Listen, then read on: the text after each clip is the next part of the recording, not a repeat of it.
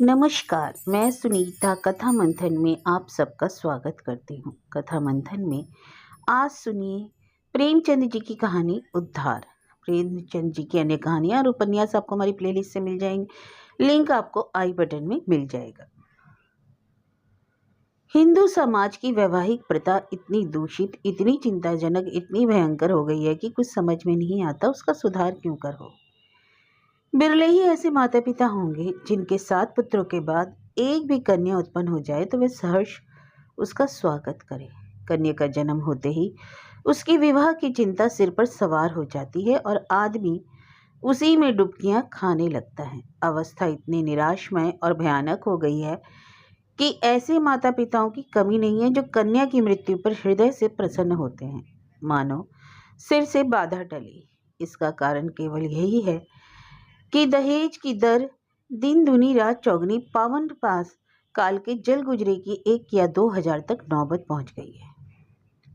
अभी बहुत दिन नहीं गुजरे कि 1 या 2 हजार रुपये दहेज केवल बड़ों घरों की बात थी। छोटी छोटी शादियों में 500-1 हजार तक तय हो जाती थी। अब मामूली से मामूली विवाह भी 3-4 हजार के नीचे तय नहीं होते। खर्च का तो यह हाल है कि शिक्षित समाज की निर्धनता और दरिद्रता दिन प्रतिदिन बढ़ती जाती है। इसका अंत क्या होगा ईश्वर ही जाने। बेटे 1 दर्जन भी हो तो माता पिता को चिंता नहीं, वह अपने ऊपर उनके विवाह भार का अनिवार्य नहीं समझते। यह उनके लिए कंपलसरी विषय नहीं, ऑप्शनल है विषय। होगा तो कर देंगे, नहीं कह देंगे बेटा खाओ कमाओ, कमाई है तो विवाह कर लेना। बेटों की कुचरित्रता कलंक की बात नहीं समझी जाती, लेकिन कन्या का विवाह उसका तो करना ही पड़ेगा।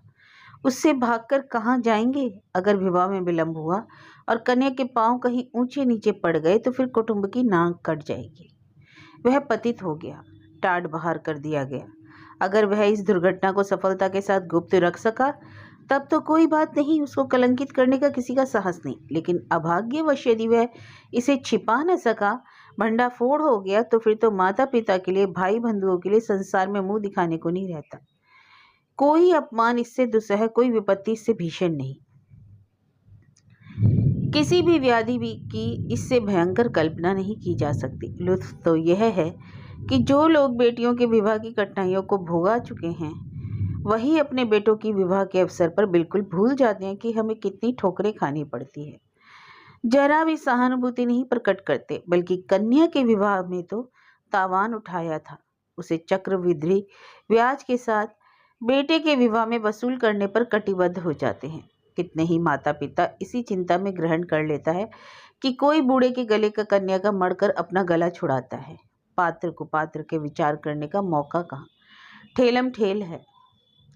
मुंशी गुजारीलाल ऐसे ही हतभागे पिताओं में से थे।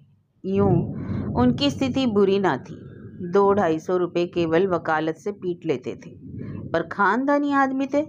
उदार हृदय, बहुत किफायत करने पर भी माकूल बचत ना हो सकती थी। संबंधियों का आदर सत्कार ना करे तो नहीं बनता, मित्रों की खातिरदारी ना करे तो नहीं बनता। फिर ईश्वर के दिए हुए 2 पुत्र थे, उनका पालन पोषण शिक्षण का भार था।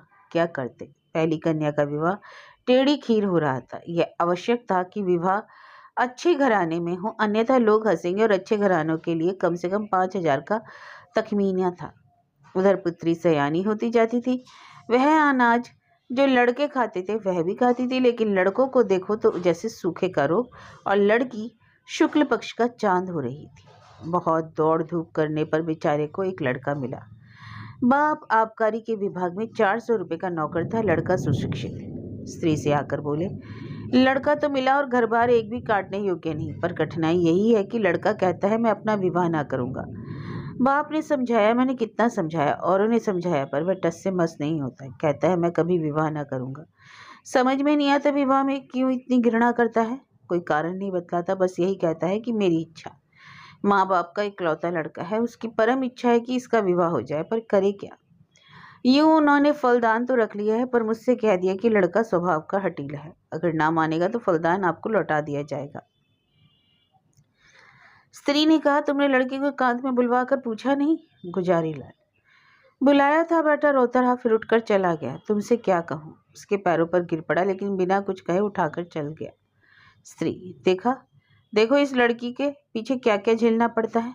गुजारी लाल, कुछ नहीं। आजकल के लौंडे सैलानी होते हैं, अंग्रेजी पुस्तकों में पढ़ते हैं कि विलायत में कितने ही लोग अविवाहित रहना पसंद करते हैं। बस यही सनक सवार हो जाती है कि निर्धन रहने में ही जीवन की सुख और शांति है। जितनी मुसीबतें तो यह सब विवाह में है। मैं भी कॉलेज में था तब सोचा करता था कि अकेला रहूंगा, मजे से सैर सपाटा करूंगा। स्त्री, है तो वास्तव में यही। विवाह तो सारी मुसीबतों की जड़ है। तुमने विवाह ना किया होता तो क्यों चिंताएं होती। मैं भी कुंवारी रहती तो चैन करती। इसके 1 महीने बाद मुंशी गुजारी लाल के पास वर ने पत्र लिखा। पूज्यवर सादर प्रणाम। मैं आज बहुत असमंजस में पड़कर यह पत्र लिखने का साहस कर रहा हूँ। इस धृष्टता को क्षमा कीजिएगा। आपके जाने के बाद मेरे पिताजी और माताजी दोनों मुझ पर विवाह करने के लिए नाना प्रकार से दबाव डाल रहे हैं। माताजी रोती है, पिताजी नाराज होते हैं। वह समझते हैं कि मैं अपनी जिद के कारण विवाह से भागता हूँ। कदाचित उन्हें यह भी संदेह है कि मेरा चरित्र तो नहीं भ्रष्ट हो गया। मैं वास्तविक कारण बताते हुए डरता हूँ कि इन लोगों को दुख होगा और आश्चर्य नहीं कि शोक में उनके प्राणों पर ही बन जाए। इसलिए अब तक मैंने जो बात गुप्त रखी, आज विवश होकर आपसे प्रकट करता हूँ और आपसे साग्रह निवेदन करता हूँ कि आप इसे गोपनीय समझिएगा और किसी दशा में भी उन लोगों के कानों में इसकी भनक न पड़ने दीजिएगा। जो होना है वह तो होगा ही, पहले ही से क्यों उन्हें शोक में डुबाऊं। मुझे 5-6 महीने से यह अनुभव हो रहा है कि मैं क्षय रोग से ग्रसित हूँ। उसके सभी लक्षण प्रकट होते जाते हैं। डॉक्टरों की भी यही राय है। यहाँ सबसे अनुभवी जो 2 डॉक्टर हैं, उन दोनों से ही मैंने अपनी आरोग्य परीक्षा करवाई और दोनों ही ने स्पष्ट कहा कि तुम्हें सिल है। अगर माता पिता से यह कह दूं तो वह रो रो कर मर जाएंगे। जब यह निश्चय है कि मैं संसार में थोड़े ही दिनों का मेहमान हूँ, तो मेरे लिए विवाह की कल्पना करना भी पाप है। संभव है कि मैं विशेष प्रयत्न करके 1-2 साल जीवित रहूं, पर वह दशा और भी भयंकर होगी, क्योंकि अगर कोई संतान हुई तो वह भी मेरे संस्कार से अकाल मृत्यु पाएगी और कदाचित स्त्री की भी इसी रोग राक्षस का भक्ष्य बनना पड़े। मेरे अविवाहित रहने से जो बीतेगी मुझ पर बीतेगी। विवाहित हो जाने से मेरे साथ कई जीवों का नाश हो जाएगा। इसलिए आपसे मेरी प्रार्थना है कि मुझे इस बंधन में डालने के लिए आग्रह न कीजिए, अन्यथा आपको पछताना पड़ेगा। सेवक हजारी लाल। पत्र पढ़कर गुजारी लाल ने स्त्री की ओर देखा और बोले, इस पत्र के विषय में तुम्हारा क्या विचार है। स्त्री, मुझे तो मालूम होता है कि उसने बहाना रचा है। गुजारी लाल, बस बस ठीक यही मेरा भी विचार है।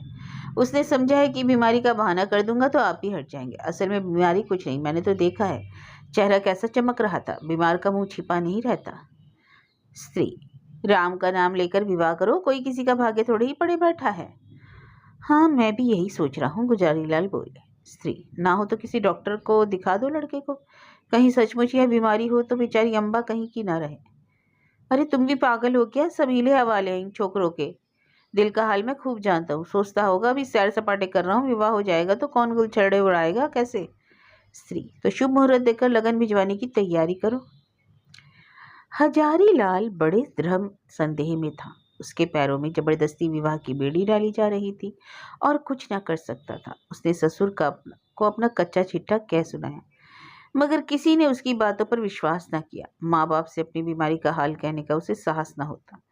ना जाने उनके दिल पर क्या गुजरे, ना जाने क्या कर बैठे। कभी सोचता किसी डॉक्टर की शहादत करके लेकर ससुर के पास भेज दूं, मगर फिर ध्यान आता यदि उन लोगों को उस पर विश्वास ना आया तो। आजकल डॉक्टरी में सनद में लेना कौन सा मुश्किल काम है। सोचेंगे किसी डॉक्टर को कुछ दे दिलाकर लिखा लिया होगा। शादी के लिए इतना आग्रह हो रहा था, उधर डॉक्टरों ने स्पष्ट कह दिया था कि अगर तुमने शादी की तो तुम्हारा जीवन सूत्र और भी निर्बल हो जाएगा। महीनों की जगह दिनों में वारा न्यारा हो जाने की संभावना है। लगन आ चुकी थी, विवाह की तैयारियां हो रही थी। मेहमान आते जाते थे और हजारी लाल घर से भागा भागा फिरता था। कहाँ चला जाऊं, विवाह की कल्पना मात्र से ही प्राण सूखे जाते थे। आह, उस अबला की क्या गति होगी जब उसे यह बात मालूम होगी, तो वह मुझे अपने मन में क्या कहेगी। कौन इस पाप का प्रायश्चित करेगा। नहीं, उस अबला का घोर अत्याचार न करूंगा, उसे वैधव्य की आग में ना जलाऊंगा। मेरी जिंदगी ही क्या, आज ना मरा कल मरूंगा, कल नहीं तो परसों, तो क्यों ना आज ही मर जाऊं। आज ही जीवन का और उसके साथ सारी चिंताओं को, सारी विपत्तियों का अंत कर दूं। पिताजी रोएंगे, अम्मा प्राण त्याग देंगी, लेकिन एक बालिका का जीवन तो सफल हो जाएगा। मेरे बाद कोई अभागा अनाथ तो ना रोएगा। क्यों ना चलकर पिताजी से कह दूं, वह 1-2 दिन दुखी रहेंगे। अम्मा जी 2-1 रोज शोक से निराहार रह जाएंगी। कोई चिंता नहीं, अगर माता पिता के इतने कष्ट से एक युवती की प्राण रक्षा हो जाए तो क्या छोटी बात है। यह सोचकर वह धीरे से उठा और आकर पिता के सामने खड़ा हो गया। रात के 10 बज गए थे। बाबू दरबारी लाल चारपाई पर लेटे हुए हुक्का पी रहे थे। आज उन्हें सारा दिन दौड़ते हुए गुजरा था।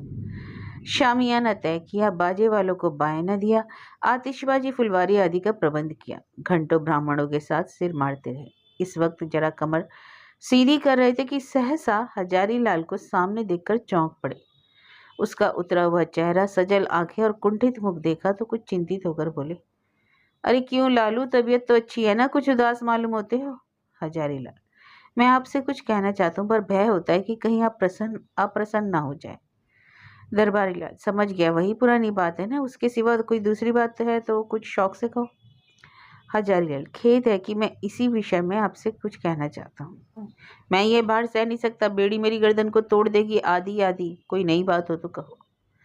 हजारी लाल जी, कोई नई बात नहीं है, मैं आपकी आज्ञा का पालन करने के लिए सब तरह से तैयार हूँ, पर एक ऐसी बात है जिसे अब तक मैंने छिपाया था, उसे भी प्रकट कर देना चाहता हूँ। इसके बाद आप जो कुछ निश्चय करेंगे उसे मैं शिरोधार्य करूंगा। हजारी लाल ने बड़े विनीत शब्दों में अपना आशय कहा, डॉक्टरों की राय भी बयान की और अंत में बोले, ऐसी दशा में मुझे पूरी आशा है कि आप मुझे विवाह करने के लिए बाध्य न करेंगे। दरबारी लाल ने पुत्र के मुख की ओर गौर से देखा। कहीं जर्दी का नाम न था। इस कथन पर विश्वास न आया, पर अपना अविश्वास छिपाने और अपना हार्दिक शोक प्रकट करने के लिए वह कई मिनट तक गहरी चिंता में मगन रहे। इसके बाद पीड़ित कंठ से बोले, बेटा, इस दशा में तो विवाह करना और भी आवश्यक है। ईश्वर ना करे कि हम बुरा दिन देखने के लिए जीते रहें, पर विवाह तो हो जाने से तुम्हारी कोई निशानी तो रह जाएगी। ईश्वर ने कोई संतान दे दी तो वही हमारे बुढ़ापे की लाठी होगी। उसी का मुंह देख देख कर दिल को समझाएंगे। जीवन का कुछ आधार तो रहेगा, फिर आगे क्या होता है कौन कह सकता है। डॉक्टर किसी की कर्म रेखा तो नहीं पढ़ते, ईश्वर की लीला अपरंपार है, डॉक्टर उसे नहीं समझ सकते। तुम निश्चिंत होकर बैठो, हम जो कुछ करते हैं करने दो, भगवान चाहेंगे तो सब कल्याण होगा। हजारी लाल ने इसका कोई उत्तर नहीं दिया, आंखें डबडबाई। कंठ अवरोध के कारण मुंह न खुल सका, चुपके से आकर अपने कमरे में लेटा रहा। 3 दिन और गुजर गए, पर हजारी लाल कुछ निश्चय न कर सका। विवाह की तैयारियों में रखे जा चुके थे। मैत्री की पूजा हो चुकी थी। द्वार पर बाजों का शोर मचा हुआ था। मोहल्ले के लड़के जमा होकर बाजा सुनते थे और उल्लास से इधर उधर दौड़ते थे। संध्या हो गई। बारात आज रात को की गाड़ी से जाने वाली थी। बारातियों ने अपने वस्त्राभूषण पहनने शुरू किए। कोई नाई से बाल बनवाता था और कोई चाहता था कि खेत ऐसा साफ हो जाए कि वहां कोई बाल थे ही नहीं। बूढ़े अपने पके बाल उखड़वाकर जवान बनने की चेष्टा कर रहे थे। तेल साबुन उपटन की लूट मची हुई थी और हजारी लाल बागीचे में एक वृक्ष के नीचे उदास बैठा हुआ सोच रहा था, क्या करूं। अंतिम निश्चय की घड़ी सिर पर खड़ी थी। अब एक क्षण भी विलंब करने का मौका न था। अपनी वेदना किससे कहूं, कोई सुनने वाला न था। उसने सोचा, हमारे माता पिता कितने अदूरदर्शी हैं। अपनी उमंग में इन्हें इतना भी नहीं सोचता कि वधू पर क्या गुजरेगी। वधू के माता पिता कितने अदूरदर्शी हैं, अपनी उमंग में भी अंधे ही हैं, देखकर नहीं अनजान बनते हैं। क्या यह विवाह है? कदापि नहीं। यह तो लड़की को कुएं में डालना है, बाढ़ में झोंकना है, कुंद से छुरे से रेतना है। कोई यातना इतनी दुस्सह है कि अपनी पुत्री का वैधव्य क्यों अग्निकुंड में डाल देते हैं। यह माता पिता हैं? कदापि नहीं। यह तो लड़की के शत्रु हैं, कसाई हैं, बधिक हैं, हत्यारे हैं। क्या इनके लिए कोई दंड नहीं? जो जानबूझकर अपनी प्रिय संतान के खून से अपने हाथ रंगते हैं, उसके लिए कोई दंड नहीं। समाज भी उन्हें दंड नहीं देता। जो कोई कुछ नहीं कहता, हाय। यह सोचकर हजारी लाल उठा और एक और चुपचाप चल दिया। उसके मुख पर तेज छाया हुआ था। उसने आत्म बलिदान से इस कष्ट का निवारण करने का दृढ़ संकल्प कर लिया। उसे मृत्यु का लेश मात्र भी भय न था। वह उस दशा में पहुंच चुका था जब सारी आशाएं मृत्यु पर ही अवलंबित हो जाती हैं। उस दिन से फिर किसी ने हजारी लाल की सूरत नहीं देखी। मालूम नहीं जमीन खा गई या आसमान। नदियों में जाल डाले गए, कुओं में बांस पड़ गए, पुलिस में हुलिया गया, समाचार पत्रों में विज्ञप्ति निकाली गई, पर कहीं पता न चला। कई हफ्तों बाद छावनी रेलवे में 1 मील पश्चिम की ओर सड़क पर कुछ हड्डियां मिली। लोगों ने अनुमान लगाया कि हजारी लाल ने गाड़ी के नीचे दबकर जान दी, पर निश्चित रूप से कुछ न मालूम हुआ। भादों का महीना था और तीज का दिन था। घरों में सफाई हो रही थी। सौभाग्यवती रमणियां 16 श्रृंगार किए गंगा स्नान करने जा रही थी। अम्बा स्नान करके लौट आई थी और तुलसी के कच्चे चबूतरे के सामने खड़ी वंदना कर रही थी। पति गृह से उसे यह पहली तीज थी। बड़ी उमंगों से उसने व्रत रखा। सहसा उसके पति ने अंदर आकर उसे सहस नेत्रों से देखा और बोला, मुंशी दरबारी लाल तुम्हारे कौन होते हैं? यह उनके यहाँ से तुम्हारे लिए तीज पठौनी आई है, अभी डाकिया दे गया है। यह कहकर उसने एक पार्सल चारपाई पर रख दिया। दरबारी लाल का नाम सुनते ही अम्बा की आंखें सजल हो गई। वह लपकी हुई आई और पार्सल स्मृतियां जीवित हो गई। हृदय में हजारी लाल के प्रति श्रद्धा का एक उद्गार सा पड़ा। आह, यह उसी देव आत्मा का आत्म बलिदान का पुनीत फल है कि मुझे यह दिन देखना नसीब हुआ। ईश्वर उन्हें सदगति दे। वह आदमी नहीं देवता थे, जिसने अपने कल्याण के निमित्त अपने प्राण तक समर्पण कर दिए। पति ने पूछा, दरबारी लाल तुम्हारे चाचा है? हाँ, इस पत्र में हजारी लाल नाम लिखा है। यह कौन है? यह मुंशी दरबारी लाल के बेटे हैं। तुम्हारे चचेरे भाई? नहीं, अम्मा ने कहा, मेरे परम दयालु उद्धारक, जीवन दाता, मुझे अथाह जल में डुबोने से बचाने वाले, मुझे सौभाग्य का वरदान देने वाले। पति ने इस भाव से कहा मानो जैसे उसे भूली हुई बात याद आ गई।